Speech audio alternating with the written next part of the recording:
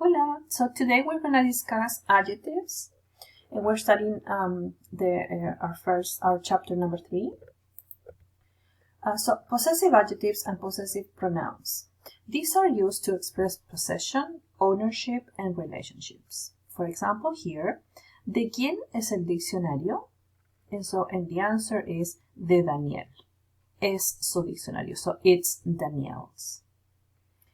The owner of this dictionary. So, los adjetivos y los pronombres posesivos. That's what we're going to be talking about today.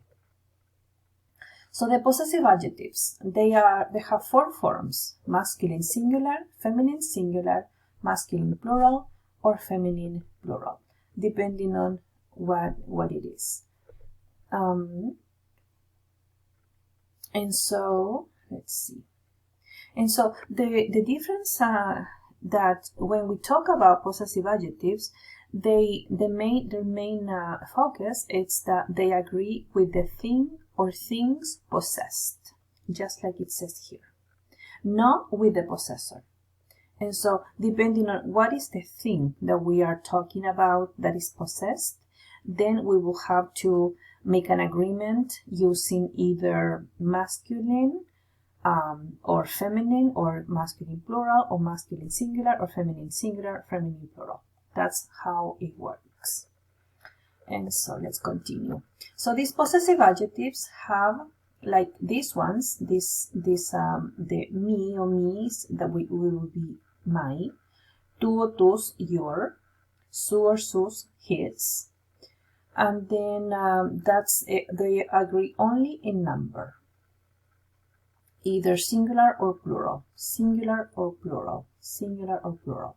But these two, nuestro and vuestro, these are they have 4 forms, so they agree in gender and also number, because it can be our, nuestro, so nuestro, nuestra, nuestros, nuestras. We're saying our. And here, vuestro, this is the one in Spain. They also use like you guys says, you are the owners of this, and so vuestro, vuestra, vuestros, vuestras. And when it belongs to someone, to them, also it's su or sus. These are the same: his or hers, theirs. Okay, so let's continue. So these are examples of when my noun is masculine singular. And in this case, book, we know that book is a famous masculine singular noun. So, I have your book. Tengo tu libro. Here, we are talking about one, which is, only one book, so this is just singular. Make sure that you don't mix these two. Tu with an accent means you. It's a subject pronoun. This is the one we use when we conjugate verbs. And without the accent, it's the possessive adjective when we talk about something. For example, it's going to be followed by a noun, a thing, anything. Okay, another that is also masculine and it's singular, pencil. Pencil, it's a masculine singular noun. And so, nuestro. And it's masculine, so it's nuestro. Usted tiene nuestro lápiz. She has her watch. Su. This is her, and so watch is just masculine singular, so we use su. These are all singular, as you can see, because the nouns are singular. Let's see the feminine singular now. Pluma. There are many ways to say pen. It can be pluma, it can be lápiz. So if we use this name, it's gonna be feminine, and so mi. I have my pen. Yo tengo mi pluma. And if it's like your, which is the formal usted tiene su mesa. Mesa is feminine, and so we're going to use su, meaning your table. She has her blouse. Ella tiene su blusa. Blusa is feminine, and so we're going to use the feminine, the singular possessive adjective for blusa. Ella tiene su blusa. Let's go now to the plurals. I have my books. So books, obviously, we see that this is plural, so it's going to be mis. Mis libros. So there has to be an agreement here. Plural, plural. You have your pencils, informal. So, tú tienes tus lápices, plural. So this one has to be plural as well. Watches, relojes, plural. So nuestros. Here's gonna be an agreement because we need to think that relojes is masculine and it's plural. So we need to show masculine, plural. Nuestros. Ella tiene nuestros relojes. And then last one, feminine, plural. This is camisas, for example, shirts. So tus camisas, plural, plural. Tú tienes tus camisas. You have your tables. This is formal, so it's going to be usted.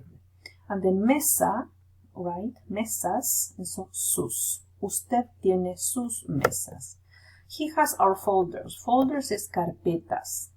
So feminine, plural, and so nuestras, feminine, plural. Él tiene nuestras carpetas.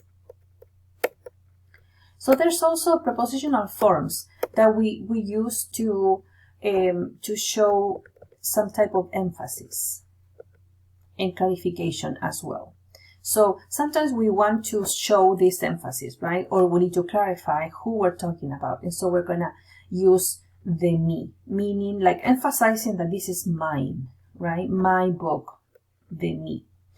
So it needs an accent because it's the accented form of yo. That's why it needs an accent. The T doesn't need an accent. And then if we need to clarify, if we say su, but we need to clarify, is it his, is it hers, is it usted? So then we will use these forms. And the nosotros, meaning, emphasis of our, but yeah, it is ours, belongs to us. And then de ellos, de ellas, de ustedes. So these are very common to use when we need to use clarification or emphasis. An example of a possible confusion. If a student says, for example, profesor, Steven no tiene el libro de español y Adriana no tiene el libro de álgebra. And so the teacher, a possible answer can be, su libro está en la mochila y su libro está en mi escritorio. Here there's a confusion because he said su libro. In Spanish, we will have to have a clarification here because in English we can say easily his book, but here it's not clear in Spanish. And so now we need clarification. We don't know whose book is in the backpack and whose book is on the desk. We don't know for this answer. Su and su. And so now the clarification, it would be he's gonna say el libro de él, meaning Steven, because Steven is a guy, so él. El libro de él, or de Steven, está en la mochila, y el libro de ella, meaning Adriana, so her book, está en mi escritorio. Now it's clear. So these prepositional phrases are really useful. We need them. When we use the de plus noun, the preposition de, it's an indicator of possession. So in Spanish, we don't have apostrophe. And so we need to use de every single time to express possession. So Raúl's book is interesting. The only way that we can say this, it's el libro de Raúl es interesante. We're going to need a definite article. We're going to need de, right? And then we're going to need the possessor. In this case, it's Raúl's book. De, this is a contraction. It happens when we have the preposition and we have the article. So we put them together, it becomes del. Happens only when we have this form. See? Del. Professor Gomez. But if the situation here is like the possessor is a female, and then we're going to use the article la, we don't have to contract them. They go separate. La pluma es de ella. No, es la pluma de él. So we don't combine de and él when it means his. We don't. And in this case, de él, because we're not using the preposition plus the article, we're using the subject here. So de él. This is an example question. So, ¿de quiénes son los libros? And then we see that los libros de Elena. So Elena is the possessor here. So son de Elena. And then son sus. They are her books. That's what we're saying. And because it's the thing being possessed is libros, and so sus. It's masculine and it's plural, so we need to show that this is plural as well. Son de Elena, son sus libros. So this is a little example that you can practice with also. And so let's see the next one. So possessive pronouns. We have these two. This is they're used when the noun is already been established. So basically when we say mine, right? Your house is pretty, and then someone else says mine is not pretty. So we know that we are talking about a house, and so mine. In Spanish we have 4 forms to do this.